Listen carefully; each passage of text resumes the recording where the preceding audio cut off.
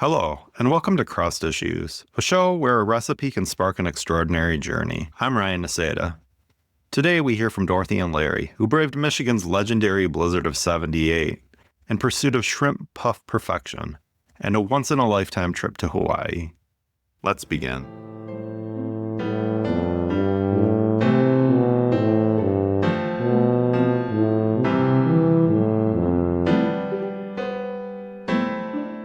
I recently sat down with Dorothy and Lary to hear the full story, how an appetizer recipe turned into a wild winter escape.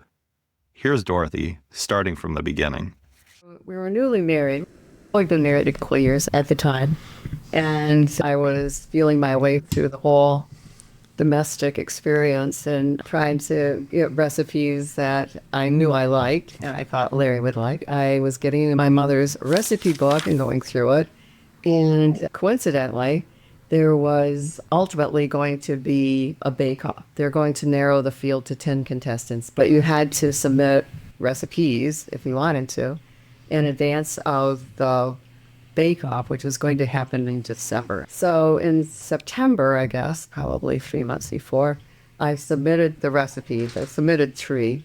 I can't remember what the third one was, but the first one was miniature shrimp puffs. And the second one was liver torpedoes, but that didn't make the cut at all. One of the 10 that were going to go to bake. So I was really thrilled about that. I thought the chances, there's only 10 of us, so the chances are pretty darn good. Did you know what the prize was from the beginning? It was a trip to Hawaii, a week trip to Hawaii for 2.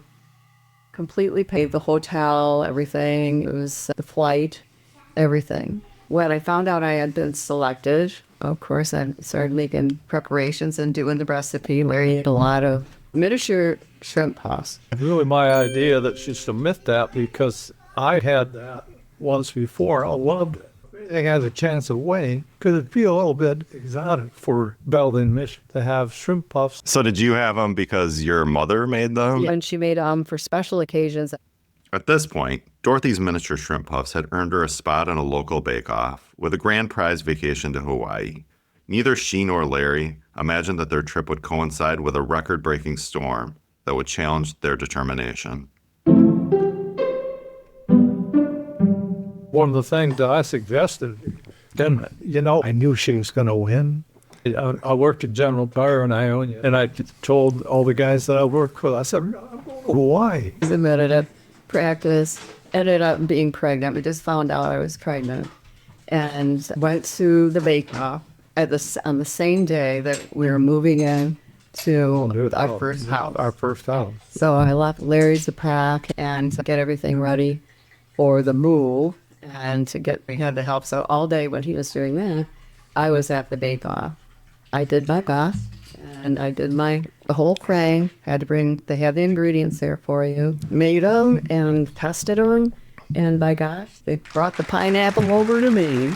As you saw in the picture, I think I'm standing there with pineapple.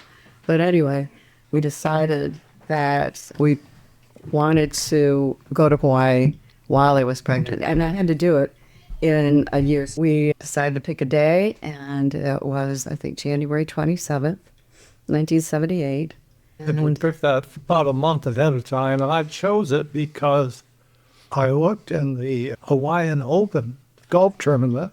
Nobody goes over there to watch the tournament. They go over there for Hawaii. We'll be able to enjoy that. With Dorothy's victory came an all-expenses-paid Hawaiian getaway. Scheduled for late January 1978, what they couldn't foresee was the now legendary blizzard of '78 bearing down on the Midwest, bringing whiteouts, road closures, and a test of sheer grit. So anyway, we're all getting prepared. As it gets closer to the date, we keep hearing these warnings of a huge snowstorm coming across the United States. I think it's still the record snowfall. Get closer and closer to the date. It was getting blowing around, about the weather conditions. And he would come home from work and shovel out the driveway. And he was I got to keep that driveway clear so we could pull out and go. The morning that we had to go to Detroit, Plane was going to leave whether we were there or not. Once you got there and you got your seat and everything, we got it. Free champagne on the way. And so anyway, we knew it was going, whether we were there or not. So told Dorothy, I said, we're going to be there. Yeah. 78 Buick LeSabre. two-door type of thing. And that morning, we were out on Friday morning, and in Detroit, they had one runway open, and that was it. I waved goodbye to my mother, and she just had horror in her eyes. I was pregnant. So we take off, and we drive off 66 to 96, and we run into a roadblock. The state police tell us, I said, I've got to go to Detroit. And he goes, you're not going to Detroit. He said, They shut the highways down. Oh my gosh. and he goes, go back to Ionia. They're putting people up in the armory. I go back to Ionia and get on M21 and start heading east. There wasn't much traffic because everything was closed. And we got over, I think we got just beyond St. John's, and it was the rough going. It was drifted, and we had to buck some drifts. And we got over to just east of St. John's, and there cars stopped. It was like maybe 10 cars, and right in front of it was a sunlight truck. I didn't stop behind that car. I said, I'm going through. Rolling right up. So I go off, and I get up in a semi-trailer. Comes up to my window and says, what the hell do you think you're doing? And I said, I'm going to Detroit. And he goes, you can't go anywhere. It's drifting. The drift was like 15 feet. I've seen pictures of that blizzard, When there was a tunnel into it, not a tunnel, like a wall of snow. this wrecker comes out with a car in tow. And the guy in the wrecker said, this was the last one in there. I said, I'm going. And I knew I had to keep Yeah. because you lose your speed and that stuff, you're going to be stuck. And that semi was right behind me. This guy had been chewing me out. So and we're going through there, and I'm going by, and the speed is, I'm keeping it up, probably 30, 35 miles an hour, but going fast in that snow. And we came to a place where it divided. I went right through the middle of it and then to the left side instead of the right side. And we got through that. And it started to slow down after I hit that big thing of snow. There's either windshield wipers, snow was all over, and we just making out the other side. I was just doing probably 5 miles an hour at the most, and my tires were spinning. We get out the other side. We're the only ones to get through that semi-truck, got stuck. So I was glad I was in front of it. Yeah, because you would have been stuck behind the semi. So we get over to 75, and we Turned to ice. We were sliding all over, but we made it down there. We got down. I had a college roommate who lived down there. Plan was I was going to take the car to his place, and he was going to take us to the airport the next morning. So we kept seeing what was going on, and we Called the airport. They were leaving. One runway was one open. runway open. They were backed up a bit. So I think we were supposed to leave in the morning. We didn't leave until the afternoon. But my roommate took us over there. So we heard stories. People from Ohio took charter helicopters. Nobody could get through the snow.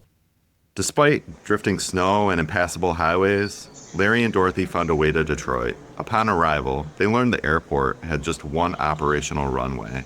Yet against all odds, their flight to Hawaii was still on track. We get on the plane, and I think the DC-10 seats about 300 people, and there were probably 50 of us.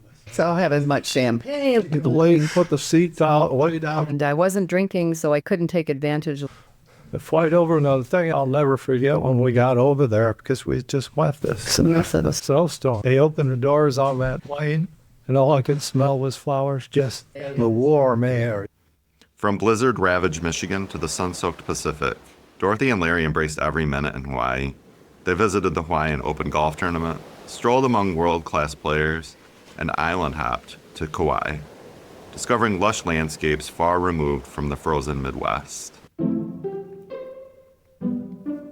From the 7th grade to the 8th tee with Hale Irwin. Uh-huh. I remember it was windy, and this wind told me it didn't bother anything. You just have to play for it. I was thrilled to be a golfer, and it wasn't cloudy at all. And I knew that would be the case. Now, today it is. But back then, 78 people going to Hawaii weren't going for a golf tournament. It was one of the greatest weeks. we had a lot of good experiences. We stayed in Honolulu. That was where the reservation was. And then took a short flight over to Kauai and explored over there. And that was a lot of fun, too. Just before we left, a local radio station owner, WION, had a travelogue about Hawaii. just maybe 3-4 weeks before we left. So we went. So we went to that and to learn as much Oh, okay. as we could. You know, Yeah. we read up on it too. And because everything was paid for, we didn't mind paying some money. Oh. And Kauai is a garden island, the west spot it's in the middle of the island and sunny all around it. Well worth It it. was a lot of fun. It's a small island, and we set out. We're gonna take a trip around the island. Maybe it might take us a couple days, but we got to up the side in one side in about 2 hours, and then where it was a small island, we didn't realize that. But we took our time, and there's like, oh my gosh, Every corner you come there's around. There's like a canyon and the Valley of the Rainbows. That is the greatest place on earth, I think, to say. And it rains. There's also sun, and it's raining, and so there's always a rainbow That's amazing. and waterfalls. There were things I couldn't see. It wasn't the areas weren't designed like for tourists. It was wild. Then we haven't been back, but it was Yeah. wild then. And so, being a photographer, I wanted to take the best pictures and get the best views. But being pregnant, I didn't dare go out on ledges. So I sent Larry with my camera. Now he has some good shots. Dangerous. Crawling off on the precipice and looking down, he said, "Oh, Marito, what?" He said, "I think I'm just standing on roots right now." So did you make any phone calls back to Michigan to brag a little bit? He took a lot of pictures. And one of my friends said when I got back, I was showing him those pictures, and he goes, "You know what, Larry?" He says, "Now, if I go to Hawaii, I'm going to have to take you because I won't recognize any place where you in." He's one of my favorite subjects. So, anyway, Yeah. it was an experience. That's great. We'll never forget. Yeah.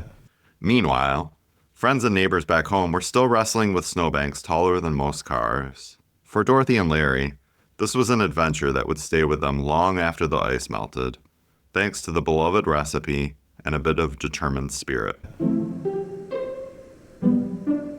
We had a friend who lived in the country, and we called him when we got home, asked him how he was doing, and they had been snowed in for the entire week.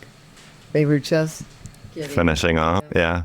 We're so sorry we had to miss that. I'm sure you were. We're here. But then in February that year I remember driving into work and I passed the bank with a clock and temperatures hang on it. And it was like every morning it was zeros. So it was a hard winter. And that brings us to the end of Dorothy and Larry's remarkable story. From a family favorite recipe to an unforgettable trip that defined one of Michigan's harshest winters. I hope you enjoyed this tale of perseverance and a little culinary ingenuity. Join me next time on Crust Issues for more true stories that show how, in life, even the simplest ingredients can lead to extraordinary moments.